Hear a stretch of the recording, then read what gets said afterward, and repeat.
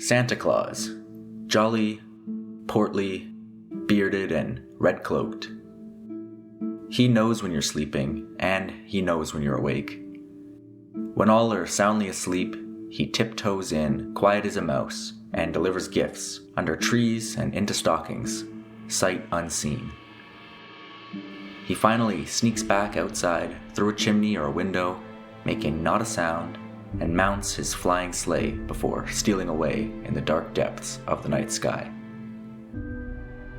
Finally, he can't handle his own generosity and his own cunning. With the safety of the sky, he just bursts out in uncontrollable joy. Ho, ho, ho! It's a Christmas tale as old as time. Or is it? First of all, did Santa Claus really say ho, ho, ho? And if he did, how do we even know that? After all, countless mischievous children have slept with one eye open, hoping to catch the man in the act, with no luck at all.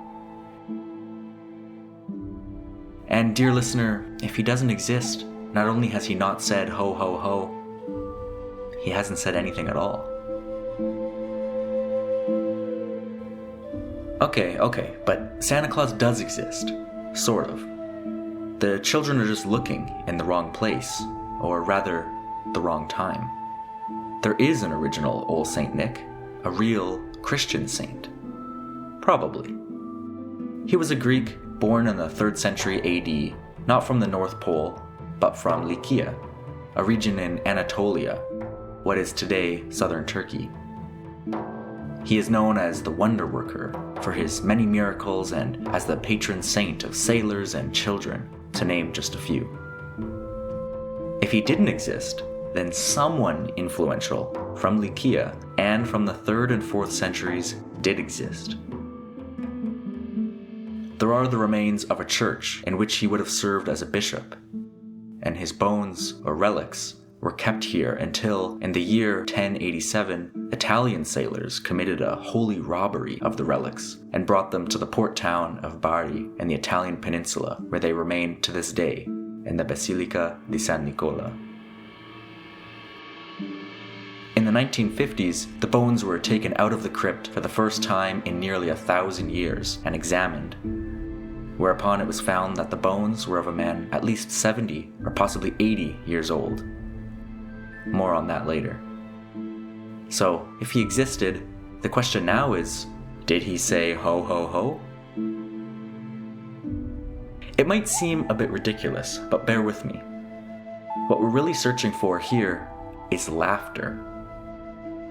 We have the bones of a human being, so it's almost beyond any doubt that he laughed. Laughter is human nature.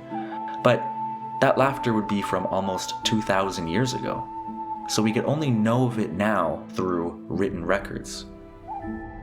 Laughter is certainly recorded in ancient Greek texts. Even an onomatopoeic representation of laughter, literally writing ha ha ha, is not unheard of in ancient Greece. In the play Cyclops, written by the famous Athenian playwright Euripides in the 5th century BC, a character is offered a sip of Dionysus's wine, and upon swallowing it, a joy overtakes him, and he exclaims that he is invited to dance, and he laughs. And it's literally written, ha ha ha. You can see it here in a medieval manuscript. So, back to St. Nicholas.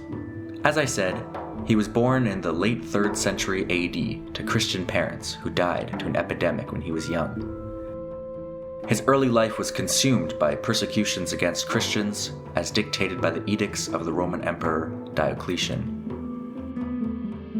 The Christian religion, with its one God, was at odds with the notion of sacrifice towards a polytheistic pantheon, and especially the imperial cult, which worshipped the living emperor himself. As Christians faced and resisted this suffering, their resolve became legendary and strengthened their reputation. Many, like Nicholas, became martyrs and saints. The remains that we have in the Basilica di San Nicola in Italy are not just of an old man, but a man with broken bones, showing signs of possibly being attacked, even tortured. In other words, signs of physical stress that a persecuted Christian might exhibit. Given the early death of his parents and the challenging conditions of his life, it seems unlikely that St. Nicholas would have laughed with pure joy like Santa Claus. Or if he did, it seems unlikely that such laughter would be written down in official accounts of his life. Among Christians and church fathers of this time, texts record laughter in earthly life as negative and indicative of a lack of self-control. Laughter was often directed towards Christians by non-Christians, most famously in the episode of Jesus' crucifixion, when he was tormented, taunted, and laughed at. At the same time, there was a recognition of the beauty of laughter. But in their minds, laughter was better placed in the afterlife, in the kingdom of heaven. As I searched the existing literature of accounts from St. Nicholas's life, I did find a rather familiar story in which, although he doesn't laugh, St. Nicholas certainly did bring joy and laughter to others. Let me tell you about the story of the dowries.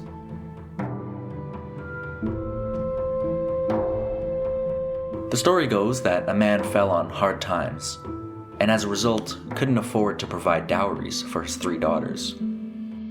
Without a dowry, which is a transfer of money or property from a bride's family to the new groom's family, this man's daughters couldn't marry. With few chances at other employment, they faced a life of hardship or even prostitution. While he was just a young man, Nicholas heard of the family's plight and sneaked to their house under the darkness of the night and tossed a small purse of gold coins through the window. The ecstatic father quickly arranged a marriage for his first daughter. Shortly after, Nicholas repeated his nighttime scheme so the second daughter could be married. In a text about the life of St. Nicholas, written by a monk in the 9th century AD, we get a rather direct account of laughter, joy, even tears. The passage says, "The father was seized with joy, and with ungovernable tears gave thanks to God with amazement and astonishment." Determined to discover who this gift giver was, the father stayed awake in the hopes of hearing the delivery of a purse for his 3rd daughter.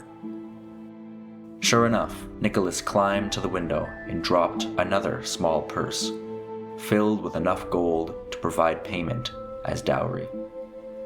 Hearing the coins clang on the floor, the father jumped out of bed and raced outside, catching Nicholas before he could sneak away. Nicholas didn't want shame to come upon the family for accepting charity, nor did he have so much wealth that he could risk his deeds becoming public knowledge and perhaps becoming the target of thieves and crooks. Nicholas bound the father by oath to not tell a single person about these blessings for as long as he lived. Clearly, the father broke that oath, or else I wouldn't be here recounting this story 1,700 years later. But other than an impoverished father apparently spreading this story, how do we actually know these stories of the apparent life of St. Nicholas and what he said or didn't say? Actually, the life of St. Nicholas is not well documented. As with most ancient Greek literature, we don't have surviving material textual evidence from St. Nicholas himself, or writing or texts about him from anyone who knew him personally. Although we have bones of someone who may be St. Nicholas, we can only approximate that this is St. Nicholas based on the church in which those bones are found. In text, we may confirm St. Nicholas's existence from an attendance list of the Council of Nicaea, which took place during St. Nicholas's life in 325 AD. The Council of Nicaea was the first major Christian council, and it was organized to determine the future of the religion, to which 1,800 bishops were invited. Before Nicholas was a saint, he was a bishop, and his name is included on some of the attendance lists of the council, but not all of them. And even then, the earliest list, which marks St. Nicholas as an attendee to the council, was composed almost 200 years after the council met. And the earliest manuscript which has this list only survives from the 13th century, almost 1,000 years after the Council of Nicaea. Even if he did attend this council, then he surely wasn't laughing. In fact, he may have been fighting. There's a story about St. Nicholas slapping or punching the priest Arius, who supported a different theological doctrine. It's probably untrue, but it's been depicted in artworks for hundreds of years, so no joy or laughter here, but just a bit of violence. And then it seems that within 100 or 200 years after his death, a cult formed around St. Nicholas, and his name and stories appear in several texts and fragments which were composed over the 500 years following his death. For instance, in a story called The Deeds of the Commanders, St. Nicholas is said to have appeared in a dream of Emperor Constantine, demanding that the emperor free 3 commanders who were unjustly sentenced to death. This story could have been composed around 400 AD or as late as 580 AD, but the earliest surviving material evidence of this story is a torn-up page from the 9th century.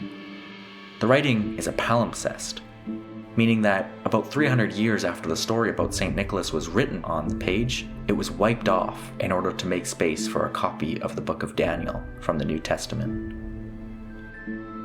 As far as I can tell, this page is the earliest surviving literary evidence of St. Nicholas anywhere in the world today, and it's from more than 500 years after his alleged life. The rest of the surviving textual evidence of the life and miracles of St. Nicholas are in manuscripts no older than the 10th century.